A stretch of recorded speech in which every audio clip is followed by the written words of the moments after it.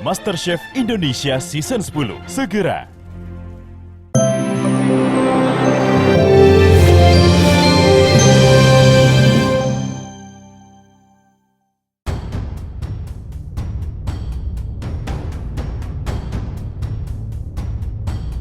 Yang paling ibu suka mau dangdut, mau pop, mau rock, Bruno mau Mars, Mak. jazz. Iya, Mak, Bruno Mars. Ibu yang disuruh nyanyi. Bruno Mars, Mak. Menantu.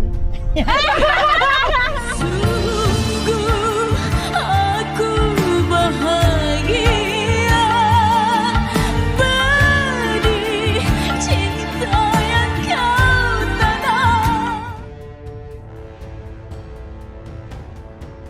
Sambil menguntai bait syair lagu Terlena awal tahun 2020 lalu, Ibunda Muhammad Rizky Bilar tampak begitu bahagia kala impiannya punya menantu biduan akan segera tiba. Terlena, benar-benar terlena dalam balutan senyum penuh cinta kala itu. Iya, saingan Debu.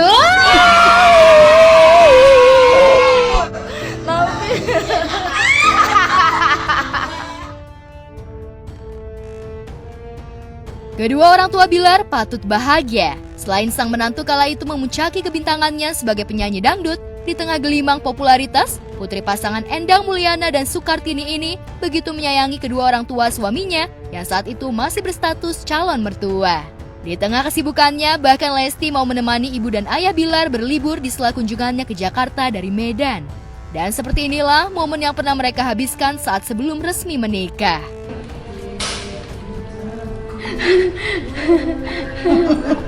Jam berapa tadi selesai? Jam 8. Lu terang banget. Gue nyanyi loh tadi, Bang.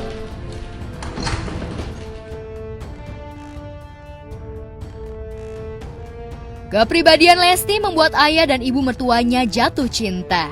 Bahkan saking cintanya, mertua Bilar sudah menganggap Lesti seperti anak sendiri kala itu. Tapi rupanya, Bilar menyia-nyiakan cinta dan ketulusan Lesti pada keluarganya. Perangah buruknya tak berubah. Selain kasar, ia yang sejak awal seolah terpaksa karena dijodohkan fans fanatiknya, tak sepenuhnya mencintai Lesti. Perlakuan demi perlakuan tak simpati kerap muncul tanpa sadar dipamerkan Bilar. Termasuk kebiasaan Bilar yang suka meraih leher Lesti hingga menariknya saat mengumbar canda. Saya mah lebih ngefans ke Lestinya, cuma Lesti itu terlalu terburu-buru menurut saya itu. Dia kenal Bilar juga belum lama, tahu-tahu kok nikah. Komitmen begitu loh, nggak dikenalin dulu lebih lama begitu. Namanya udah takdir sih, balik lagi ke takdir sih. Candaan di luar batas kewajaran itu rupanya merupakan bagian dari perangah kasar Bilar selama ini. Kekecewaan atas pelakuan Bilar pada Lesti diam-diam juga dirasakan mertuanya, Endang Mulyana dan Sukartini.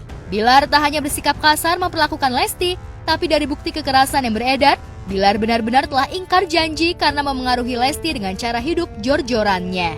Padahal usai akad nikah beberapa waktu lalu, Endang Mulyana sempat berpesan agar anaknya tak dididik dengan cara hidup serbawah dan jor-joran. Video ketika Endang Mulyana memberi wejangan sambil mencium kening lalu memeluk sang menantu pun kembali beredar. Sama-sama titip dede ya. Sekarang Bilar udah jadi anak bapak. Kalau ada bapak ditegur sama bapak jangan marah dan tersinggung misalnya. Ya, titip dede jangan dimanjakan dengan kekayaan, dimanjakan dengan kemewahan. Titip dede ke melakukan ibadah. Itu yang saya paling utama ya. Ini pesan dua laki-laki. Kita secara agama setelah kita nikahkan. Jadi selama ini mohon maaf saya karena ditutup-tutupin. Jadi mulai hari ini saya akan buka semuanya. Karena mereka ini udah saling suka sama suka. Udah itu selalu kerjasama, pulang malam sama begitu.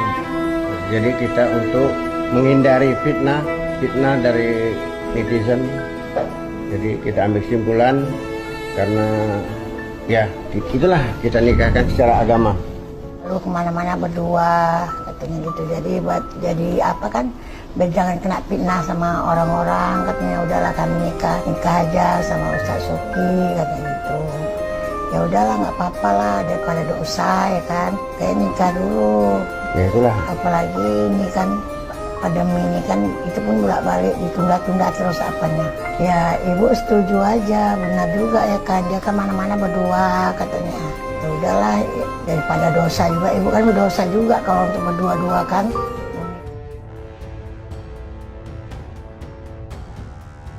Pada kenyataannya, Bilar tak seperti yang diharapkan mertuanya. Bahkan kabarnya Ibunda Bilar yang dikenal agamis diam-diam kecewa berat atas sikap dan kelakuan putranya.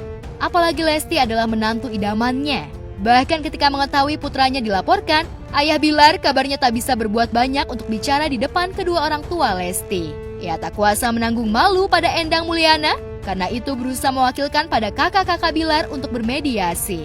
Masih komunikasi. Malah video call. Iya, nanti ntar kalau lihat catatan Bilar tuh telepon anak masih ngomong-ngomong baik-baik, nggak ada yang ngomong-ngomong ini jajan. Nah itu makanya saya salut sama si Bilar, udah kena hujat pun dia tetap nyayangin istri dan anaknya. Itu yang saya salut sama Bilar. Bukan saya bela-belain nih, bukan saya bela-belain. Memang aneh, manusia mana yang kalau dia dihujat pasti dia maki istrinya. Ini enggak. Itu aja. Ini.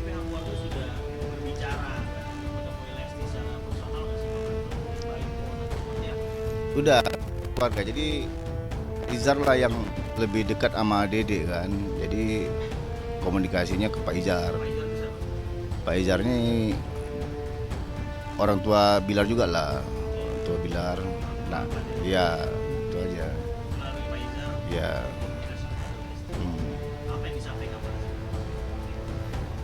Ya ngomong cerita tentang inilah, ini gimana nih, udah di luar udah makin liar nih gitu. Ya, ayah dan ibu mana yang tega melihat anaknya menderita? Ayah dan ibu mertua mana yang tak jengkel melihat sikap menantu yang semula disayangi justru memperlakukan istrinya seperti ini? Lantas masih adakah sisa harapan sang mertua? Jika secerca harapan itu tiada, mungkinkah perceraian akan menjadi jalan keluar? Harapan saya sih bisa lebih lama lagi, tapi dengan apa yang terjadi, karena saya nggak mengalami, saya rasanya nggak bisa bicara ya. Tapi yang saya rasakan takutnya seperti itu. Tapi emang bener ya bang, hanya seumur jagung. Ya itu kalau kata kiasan ya iya ya. Karena umur jagung sebenarnya lebih sebentar lagi. Kalau yang muda saat semua energinya masih ini, ya pesan saya memang ya kalau memang itu menjadi problem, ya dia harus mengikuti arahan Rasulullah SAW, misalnya puasa apa segala macam untuk menahan. Perpisahan jalan terbaik kan Ustaz? Bisa. Saya selalu menganjurkan orang nggak pisah, tapi lihat kasusnya. Dalam kita itu biasain kalau ada orang salah, jangan digecap, kita doain gitu loh. Kalau enggak ntar kemampuan orang Indonesia memaafkan, mengampuni ini nggak ada gitu loh. Kan kacau nih. Negeri ini kemudian menjadi negeri yang terus memelihara kebencian, memelihara kebaperan, memelihara dendam, dan kan nggak benar Pak. Perhatiin deh hari ini orang kayak nggak siap nerima orang salah loh. Betul nggak? Kalau ada orang salah tuh kayaknya wah, kalau belum sampai dia dedas gitu, kayaknya Indonesia kayak belum puas. Aduh jangan bos. Saya berani bersumpah bos. Masjid-masjid ini banyak berdiri ini. Sebagian diantaranya adalah karena preman-preman yang bertobat, betul nggak? Orang-orang kaya yang bertobat, terus dia merasa gue udah itu, sekarang mah gue pengen ke masjid, betul nggak? Tapi belum ada masjid dia bangun. Kan kalau kesempatan itu tidak ada, mungkin juga begitu di gereja-gereja juga atau di vihara-vihara gitu, wihara-wihara, mungkin begitu. Hah? Dari dua kiai belum tentu dua-duanya emang dari kecilnya bener-bener. Barangkali ada yang satu diantaranya, salah satu dari satu. Emang bekas orang begajulan, tapi dia bertobat, ya ngaji lah, ikut jemaat tabligh lah segala macam, belajar terus, akhirnya menjelma menjadi ustadz besar, bisa begitu.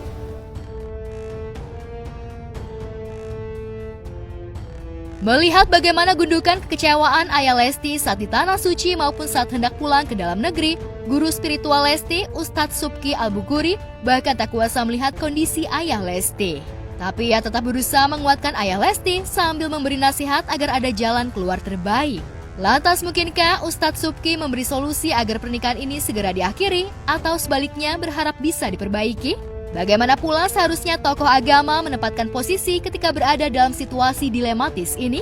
Benarkah tokoh agama juga boleh menyarankan untuk bercerai jika dalam situasi darurat? Apa kata tokoh agama lainnya?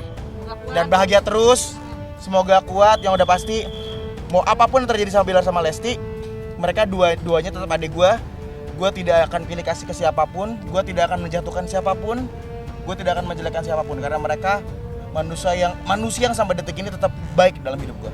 Gitu. Oke, thank you ya. Itu sama Dede sama Bilar, gitu aja. Kalau saja orang luar, keluarga, udah aja lah cerai. Jika pada akhirnya Bilar benar-benar dimaafkan dan diberi kesempatan kedua oleh Lesti, barangkali selain rasa cinta yang masih menggebu dalam hati Lesti, sang pelantun tirani ini juga masih belum bisa melupakan bagaimana momen-momen manis yang pernah mereka beraih di masa-masa indah pacaran. Pada akhirnya, kisah perseteruan Lesti Bilar berakhir anti klimaks. Sementara fans partanya, Lesti yang semula ingin idolanya berpisah, mungkin akan kecewa dan menyadari jika mereka tak lagi bisa mendikte Lesti, sebagaimana mereka pernah mendikte Bilar Lesti untuk segera menikah. Sangat disayangkan banget, apalagi kan kayak kita ini kan sering nonton di media ya, mereka pasangan yang serasi gitu. Terus tiba-tiba dengan adanya kasus KDRT tuh shock juga gitu, nggak nyangka. Cuman lebih nggak nyangka lagi karena itu suaminya sudah tersangka gitu. Kenapa harus dicabut gugatan gitu kan? Harusnya itu buat pembelajaran Bilar biar mungkin dia ke depannya nggak seperti itu lagi gitu kan. Jangan sampai terulang lagi karena kan itu KDRT sangat banget tidak baik buat rumah tangga gitu kan. Cuman ya kita doakan aja yang terbaik ya buat Lesti dan Bilar gitu kan. Semoga mereka semua dikasih jalan yang terbaik gitu. Yang terbaik intinya intinya gini. Jangan gini, orang tuh udah bisa mikir yang namanya salah ya pasti salah, yang namanya benar ya pasti benar, yang salah tidak boleh dibenarkan, benar dong. Tapi sebagai orang-orang juga yang kenal mereka dan dekat sama mereka, tidak perlu menghakimi siapapun itu yang bukan urusan kita. Jangan ikut campur, doain aja yang terbaik, semoga Allah kasih jalan yang terbaik. Udah, case close. Kan ketemu nggak perlu harus bawa kamera, ketemu nggak perlu orang harus tahu. Nggak perlu setiap ketemu ataupun doain kita harus update di sosmed, itu nggak berguna sebenarnya. Dan kalau emang juga waktu main sama mereka pakai hati, ketika mereka ada masalah temenin mereka juga pakai hati, nggak usah dijatuhin, nggak usah dijelekin, nggak usah berasumsi apapun, nggak usah komentarin apapun, cuma cukup doain aja. Ini udah jalan dari Allah. Setiap manusia itu pasti punya kesalahan, punya kebaikan, dan kita sebagai umat manusia jangan pernah bisa cuma menghakimi dia, ngejatuhin dia, apapun itulah. Intinya doain aja. Semoga. Harapan saya nggak ada lagi laki-laki di luar sana yang melakukan kekerasan. Cukup sampai di sini aja gitu loh. Ini menjadi dimana harus menyadari bahwa kita lahir semua laki-laki itu dari rahim seorang ibu perempuan gitu loh. Perpisahan jalan terbaik Pak Ustaz? Bisa. Saya selalu menganjurkan orang nggak pisah. Tapi lihat kasusnya, dalam beberapa kasus yang jauh lebih parah dari ini, kita langsung bilang udah nggak masalah, udah bisa. Kalau misalnya ya seseorang diduga pernah mendapat tindakan kekerasan sebelumnya dan dia bertahan, entah itu satu kemungkinannya karena cinta atau kedua dia sebetulnya sudah menjadi korban gaslighting sehingga tidak bisa kemana-mana. Orang-orang yang menjadi korban gaslighting itu seperti katak dalam tempurung sih, gitu. Kayak dia nggak nyaman, dia menderita tapi seolah-olah tidak bisa